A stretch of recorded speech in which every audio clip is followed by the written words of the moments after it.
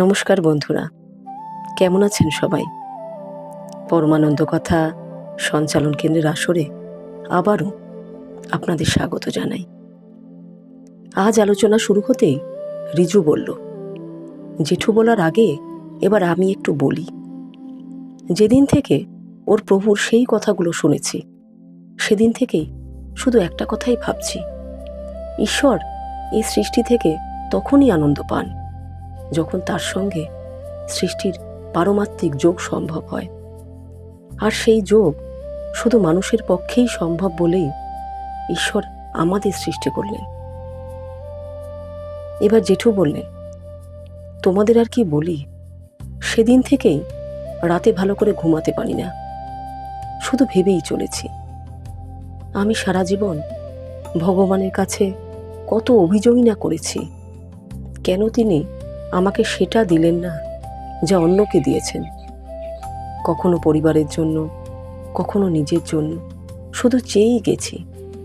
কোনো দিনও কি দুদণ্ড ভগবানের ছবির সামনে নির্মল মনে চেয়ে থেকেছি, তার কথা শোনার চেষ্টা করেছি? যদি সেটাই না করে থাকি, তবে কিভাবে তার সঙ্গে নিজের মনকে যুক্ত করব? জেঠুকে এভাবে ভেঙে পড়তে দেখে হিরুদা বললেন, জেঠু, আপনি যা বলছেন সেটা শুনতে সহজ লাগলেও বাস্তবে করা খুব কঠিন। ঈশ্বরের সঙ্গে পারমাত্মিক যোগ শুধু সাধনার দ্বারাই সম্ভব। জেঠু এবার একটু গম্ভীর হয়ে গেলেন, বললেন, তোমাদের মতো এত কঠিন কথা আমি বুঝি না। আমি শুধু এইটুকুই বুঝি, সারা জীবন এমন কিছু করিনি যাতে উনি আনন্দ পান, শুধু অভিযোগ করা ছাড়া। অন্যদিকে দেখো, উনি আমার সব অভিযোগ শুনেছেন, কোনোটার হয়তো মানও রেখেছেন, অথচ নিজে কোনো অভিযোগ করেননি। আমি তো একজন স্বার্থপর মানুষ, যা করেছি শুধু নিজের স্বার্থেই করেছি, কিন্তু উনি সব কিছু করে গেছেন নীরবে, নিঃস্বার্থভাবে। ওর প্রভুর সেই কথাগুলো, মানুষই ঈশ্বরের শ্রেষ্ঠ জীব, কেননা সৃষ্টির সহিত ঈশ্বরের পারমাত্মিক যোগ না হইলে সেই সৃষ্টিতে তাহার আনন্দ লাভ হয় না। যতবার মনে পড়ছে ততবারই মনে হচ্ছে, আমি তো তবে সেই মানুষই হতে পারলাম না যাকে ঈশ্বর শ্রেষ্ঠ জীব বলে সৃষ্টি করেছিলেন। হিরুদা বললেন, জেঠু, এভাবে ভেঙে পড়বেন না। আপনি অবশ্যই সেই মানুষের পথেই এগোচ্ছেন।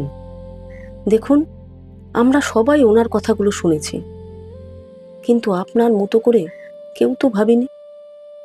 এ তো আপনার অন্তরে জমে থাকা ভক্তি, যা আজ চোখের জলে কথার মধ্যে প্রকাশ পাচ্ছে। এটাই তো আপনার আন্তরিকতার পরিচয়। আপনার এই অনুভূতি শুনে আমরাও সমৃদ্ধ হলাম। হিরুদার কথাগুলো পরিবেশকে একদম অন্যরকম করে তুলল। আমরা প্রত্যেকেই যেন নিজের মনের গভীরে ঢুকে খোঁজা শুরু করলাম। কোনো দিনও কি জেঠুর মতো এভাবে নিজেকে প্রশ্ন করেছি? কি জানেন বন্ধুরা, কখনো কখনো একটা প্রশ্ন উত্তরের থেকেও অধিক গুরুত্বপূর্ণ হয়ে যায়। আপনাদের কি মনে হয়? একটু ভাববেন বিষয়টা নিয়ে। ভালো থাকবেন। নমস্কার।